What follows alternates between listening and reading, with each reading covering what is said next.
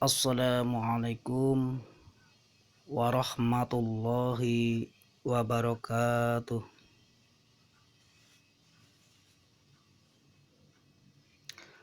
Anak-anakku yang soleh dan solehah, pada hari ini kita akan belajar mata pelajaran Al-Quran Hadis, yaitu bab 7 tentang belajar hadis tentang niat. Sekali lagi, pada hari ini kita akan belajar mata pelajaran Al-Quran Hadis bab 7, yaitu belajar hadis tentang niat.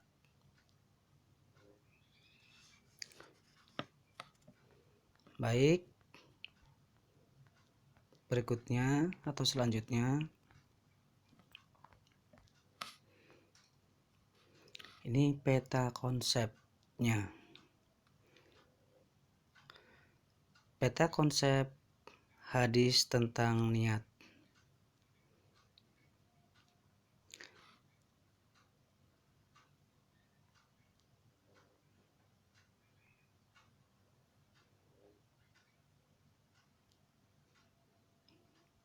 Yang pertama, membaca dan mengamati hadis tentang niat. Yang kedua, memahami isi kandungan hadis tentang niat. Yang tiga, mengartikan hadis tentang niat. Yang keempat atau yang terakhir, menulis dan menghafalkan hadis tentang niat. Berikutnya,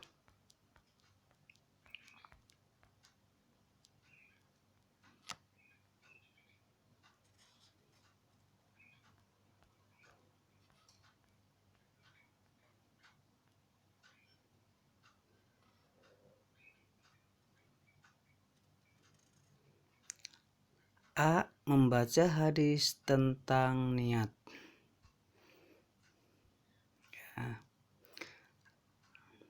Amati lafal hadis tentang niat berikut.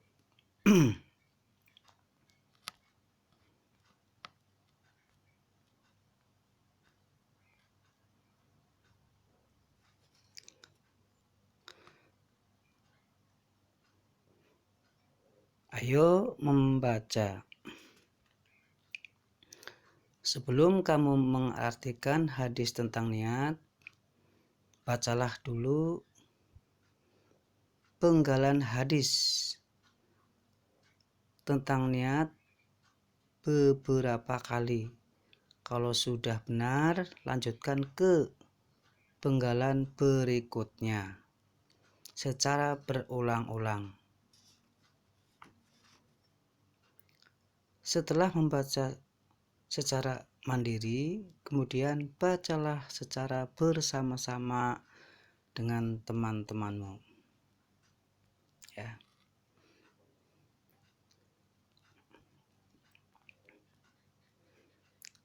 Inilah hadisnya. A'udzubillahi minasyaitonirrajim. Bismillahirrahmanirrahim. Qala Rasulullah sallallahu alaihi wasallam, innamal a'malu binniyat wa innama likulli imri'in ma nawa, faman kanat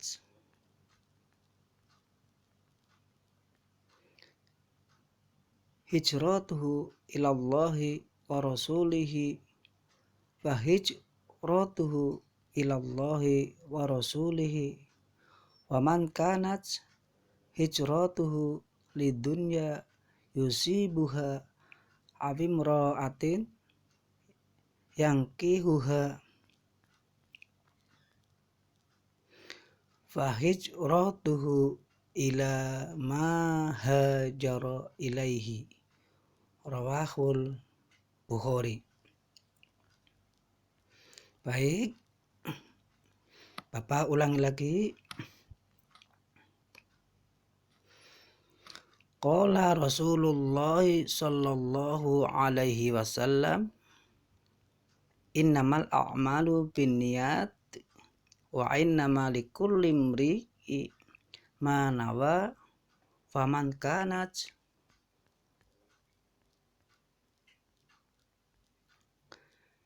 hijratuhu ilallahi wa rasulihi wa hijratuhu ilallahi wa rasulihi, wa man kanat hijratuhu lidunya yusibuha aw imra'atin yankihuha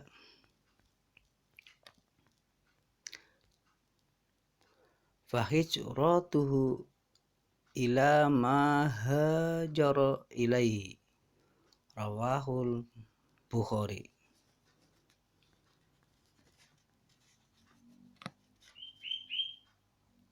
Ya, inilah hadisnya. Berikutnya yang B, mengartikan hadis tentang niat. Ayo cermati dan baca arti mufradat berikut. Nah, ini.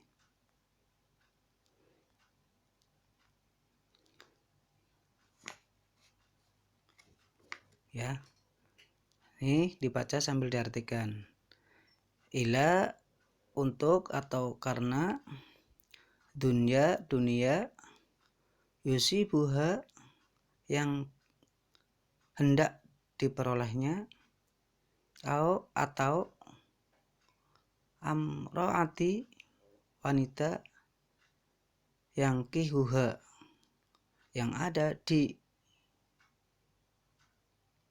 dinikahinya, fahijratuhu, maka hijrahnya, mahajaro, apa yang dihijrahkan,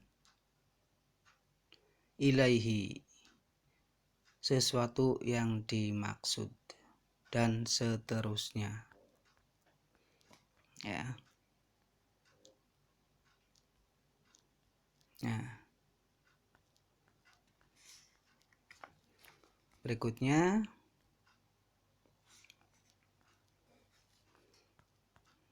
yang C. Yang C, menghafalkan hadis tentang niat.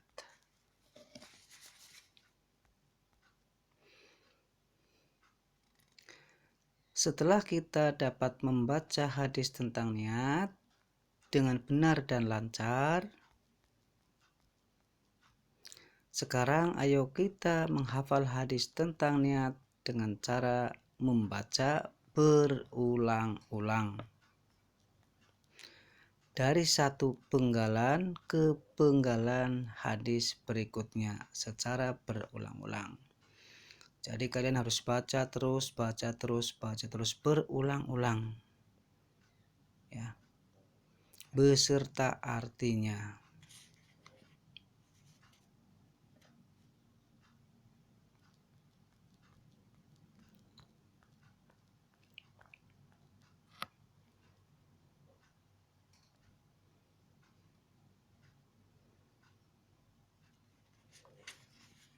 Nah, ini. Ayo mencoba. Setelah membaca berulang-ulang, ayo kita ingat kembali dengan menulis terjemah hadis tentang niat dengan tidak meniru teks pada tabel berikut. Jadi kalian di sini ya. Nanti misalkan qala Rasulullah sallallahu alaihi wasallam. Nah, ini terjemahannya apa? Lanjut. Innamal a'malu binniyat. Di sini terjemahannya apa? Wa innama likulli imri'ha nawa. Di sini terjemahannya terus sampai selesai ya. sampai selesai. Berikutnya, sekarang yang D, menulis hadis tentang niat. Setelah kita belajar membaca, mengartikan, dan menghafal hadis tentang niat secara baik dan benar, masih kurang lengkap kalau belum dapat nulis secara baik dan benar. Ayo kita belajar menulis. Nah, di sini ya, tulis kembali lafal hadis di bawah ini sebanyak 3 kali. Nah, nanti ditulis di sini. Contoh, innamal a'malu binniyat wa innamal likulli imri'i ma nawa. Nah, tulis berulang-ulang sampai 3 kali ya, biar tulisannya bagus ya. Sekali lagi diulang-ulang sampai 3 kali biar tulisannya bagus, dan tentunya bisa langsung menghafalnya. Lanjut.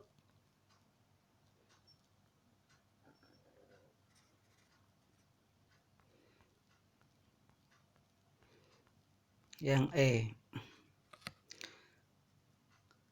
memahami isi kandungan hadis tentang niat.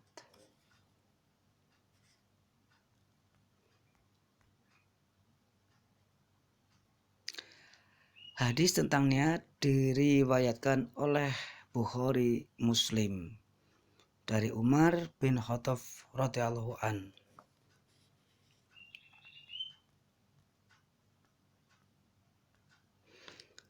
Dari hadis di atas kita dapat memahami bahwa niat sangat penting dalam ajaran Islam, khususnya dalam melakukan ibadah kepada Allah Subhanahu wa Ta'ala, misalnya sholat, puasa, atau ibadah lainnya, walaupun memenuhi syarat dan rukun.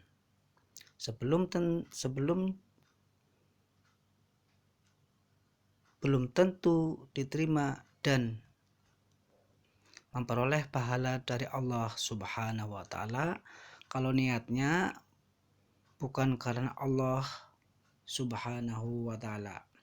Oleh karena itu, niat dalam melaksanakan setiap amal ibadah harus betul-betul ikhlas dan hanya mengharap ridho Allah semata.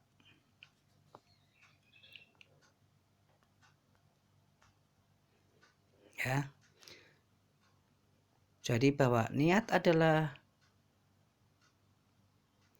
menyengaja melakukan sesuatu yang diikuti dengan perbuatan. Sekali lagi, niat adalah menyengaja melakukan sesuatu yang diikuti dengan perbuatan. Anak-anakku yang soleh dan solehah,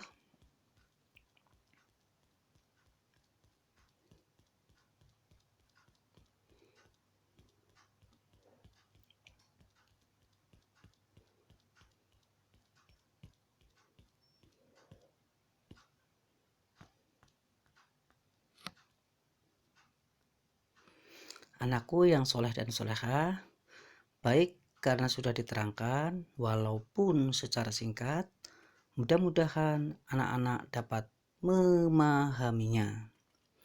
Oleh karena itu, seperti biasa, Bapak akan memberikan tugas kepada anak-anak. Mudah-mudahan anak-anak bisa mengerjakan dengan baik.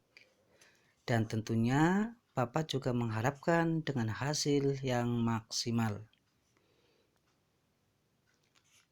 Cukup sekian saja. Billahi taufiq wal hidayah. Wassalamualaikum warahmatullahi wabarakatuh. Terima kasih.